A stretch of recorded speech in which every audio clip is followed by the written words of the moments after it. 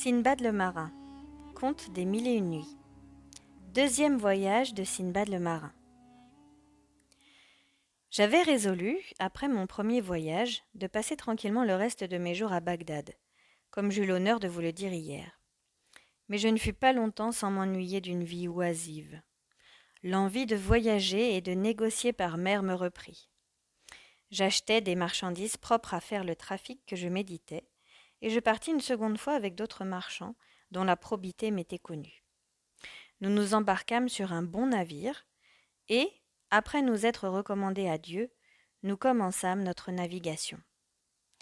Nous allions d'île en île, et nous y faisions des trocs fort avantageux. Un jour, nous descendîmes en l'une d'entre elles, couverte de plusieurs sortes d'arbres fruitiers, mais si déserte que nous n'y découvrîmes ni habitation, ni âme qui vive. Nous allâmes prendre l'air dans les prairies et le long des ruisseaux qui les arrosaient. Pendant que les uns se divertissaient à cueillir des fleurs et les autres des fruits, je pris mes provisions et du vin que j'avais apporté, et m'assis près d'une eau coulant entre de grands arbres qui formaient un bel ombrage. Je fis un assez bon repas de ce que j'avais, après quoi le sommeil vint s'emparer de mes sens.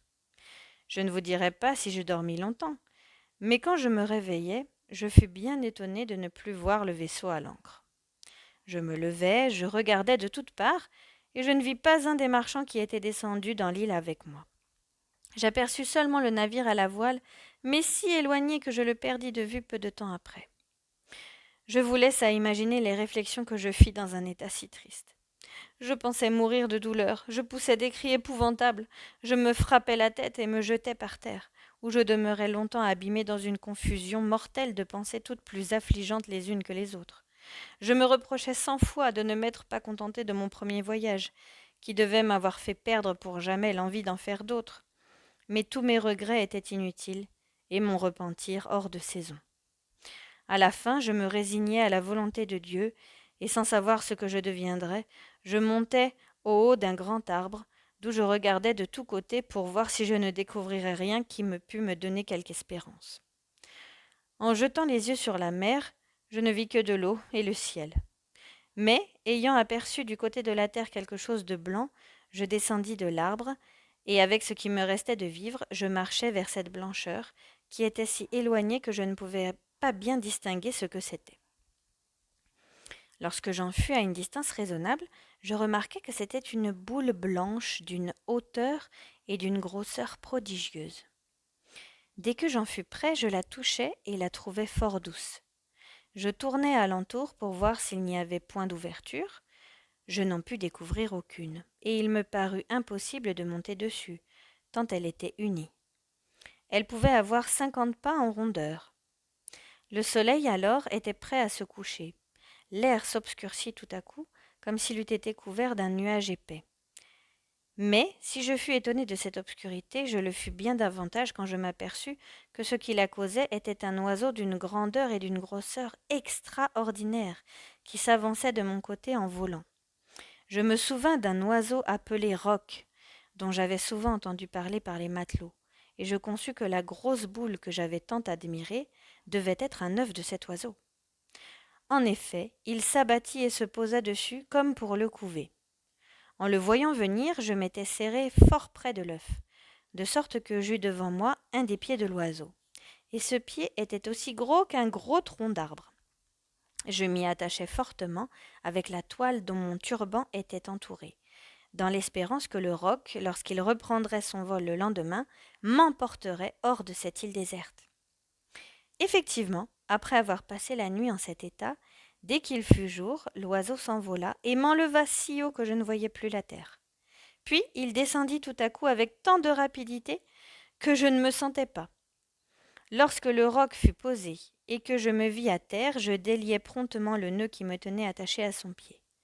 J'avais à peine achevé de me détacher qu'il donna du bec sur un serpent d'une longueur inouïe. Il le prit et s'envola aussitôt. Le lieu où il me laissa était une vallée très profonde, environnée de toutes parts de montagnes si hautes qu'elles se perdaient dans la nue, et tellement escarpée qu'il n'y avait aucun chemin par où l'on eût pu monter. Ce fut un nouvel embarras pour moi, et comparant cet endroit à l'île déserte que je venais de quitter, je trouvais que je n'avais rien gagné au change. En marchant par cette vallée, je remarquai qu'elle était parsemée de diamants, dont certains d'une grosseur surprenante. Je pris beaucoup de plaisir à les regarder, mais j'aperçus bientôt de loin des objets qui diminuèrent fort ce plaisir, et que je ne pus voir sans effroi. C'était un grand nombre de serpents, si gros et si longs qu'il n'y en avait pas un qui n'eût englouti un éléphant. Ils se retiraient pendant le jour dans leur antre, où ils se cachaient à cause du roc, leur ennemi, et ils n'en sortaient que la nuit. Je passais la journée à me promener dans la vallée et à me reposer de temps en temps dans les endroits les plus commodes. Cependant le soleil se coucha, et à l'entrée de la nuit je me retirai dans une grotte où je jugeais que je serais en sûreté. J'en bouchai l'entrée, basse et étroite, avec une pierre assez grosse pour me garantir des serpents, mais pas assez juste pour empêcher qu'il n'y entrât un peu de lumière. Je soupais d'une partie de mes provisions au bruit des serpents qui commencèrent à paraître. Leurs affreux sifflements me causèrent une frayeur extrême, et ne me permirent pas, comme vous pouvez penser, de passer la nuit fort tranquillement. Le jour étant venu, les serpents se retirèrent. Alors je sortis de ma grotte en tremblant, et je puis dire que je marchai longtemps sur des diamants sans en avoir la moindre envie. À la fin, je m'assis, et malgré l'inquiétude dont j'étais agitée, comme je n'avais pas fermé l'œil de toute la nuit, je m'endormis après avoir fait encore un repas de mes provisions. Mais j'étais à peine assoupie que quelque chose qui tomba près de moi avec grand bruit me réveilla. C'était une grosse pièce de viande fraîche, et au même moment j'en vis rouler plusieurs autres, du haut des rochers en différents endroits. J'avais toujours tenu pour un conte fait à plaisir ce que j'avais entendu dire plusieurs fois à des matelots et à d'autres personnes touchant la vallée des diamants, et l'adresse dont se servaient quelques marchands pour en tirer ces pierres précieuses. Je connus bien qu'ils m'avaient dit la vérité.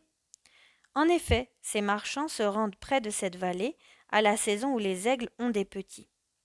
Ils découpent de la viande et la jettent par grosses pièces dans la vallée. Les diamants sur la pointe desquels elles tombent s'y attachent. Les aigles, qui sont en ce pays-là plus forts qu'ailleurs, vont fondre sur ces pièces de viande et les emportent dans leur nid en haut des rochers pour servir de pâture à leur aiglon.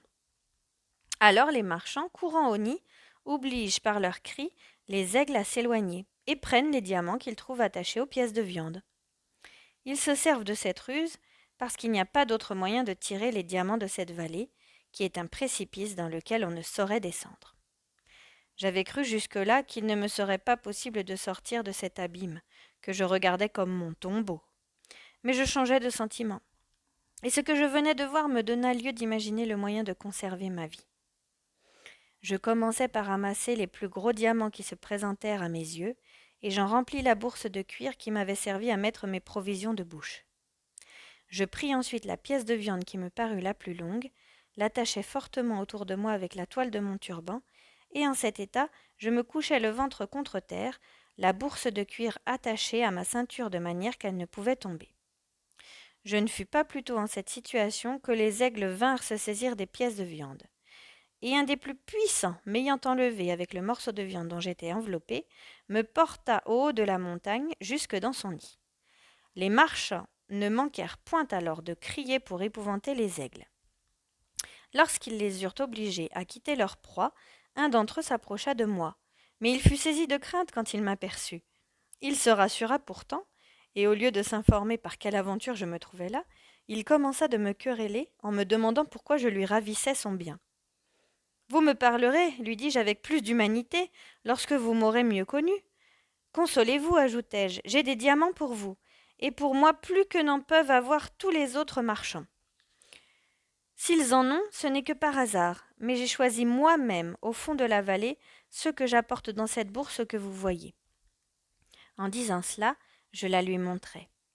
Je n'avais pas achevé de parler que les autres marchands qui m'aperçurent s'attroupèrent autour de moi, fort étonnés de me voir, et j'augmentai leur surprise par le récit de mon histoire. Ils n'admirèrent pas tant le stratagème que j'avais imaginé pour me sauver que ma hardiesse à le tenter. Ils m'emmenèrent au logement où ils demeuraient tous ensemble, et là, ayant ouvert ma bourse en leur présence, La grosseur de mes diamants les surprit, et ils m'avouèrent que dans toutes les cours où ils avaient été, ils n'en avaient pas vu un qui en approchât. Je priai le marchand à qui appartenait le nid où j'avais été transportée, car chaque marchand avait le sien, je le priai, dis-je, d'en choisir pour sa part autant qu'il en voudrait. Il se contenta d'en prendre un seul.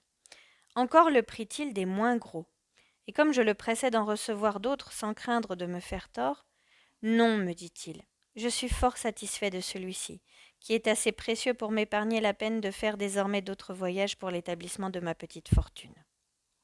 Je passai la nuit avec ces marchands, à qui je racontai une seconde fois mon histoire pour la satisfaction de ceux qui ne l'avaient pas encore entendue. Je ne pouvais modérer ma joie quand je faisais réflexion que j'étais hors des périls dont je vous ai parlé. Il me semblait que l'état où je me trouvais était un songe, et je ne pouvais croire que je n'eusse plus rien à craindre. Il y avait déjà plusieurs jours que les marchands jetaient des pièces de viande dans la vallée, et comme chacun paraissait content des diamants qui lui étaient échus, nous partîmes le lendemain tous ensemble, et nous marchâmes par de hautes montagnes, où il y avait des serpents d'une longueur prodigieuse, que nous eûmes le bonheur d'éviter. Nous gagnâmes le premier port, d'où nous passâmes à l'île de Roa, où croît l'arbre dont on tire le camphre, et qui est si gros et si touffu que 100 hommes y peuvent être à l'ombre aisément. Le suc dont se forme le camphre coule par une ouverture que l'on fait au haut de l'arbre, et se reçoit dans un vase où il prend consistance et devient ce qu'on appelle camphre. Le suc ainsi tiré, l'arbre se dessèche et meurt. Il y a dans la même île des rhinocéros, qui sont des animaux plus petits que l'éléphant et plus grands que le buffle. Ils ont une corne sur le nez, longue environ d'une coudée.